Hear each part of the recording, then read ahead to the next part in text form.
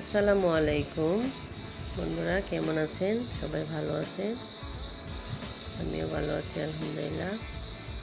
আজকে আমি এখানে বড় একটি রুই মাছ নিয়েছি।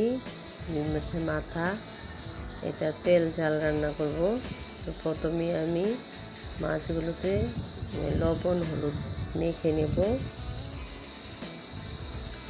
তারপর আমি কড়াইয়ে তেল দিয়ে দেব। প্রথমে মাথাটা ভেজে নেব।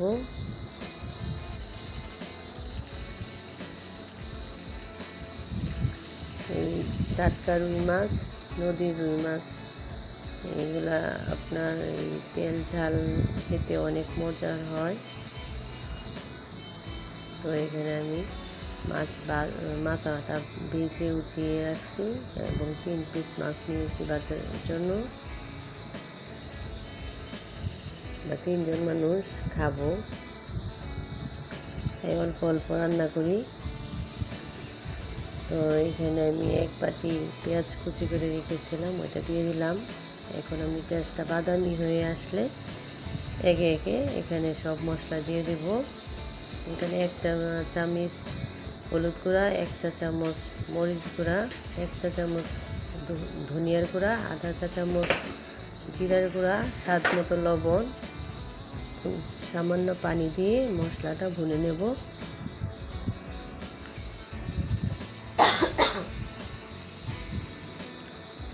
তো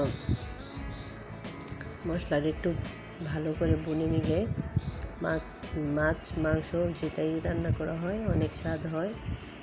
তো এখানে আমার মশলা বোনা হয়ে গেছে। এখন আমি এখানে মাছটা দিয়ে দেব এবং পরিমাণ মতো ঝোল দিয়ে দেব।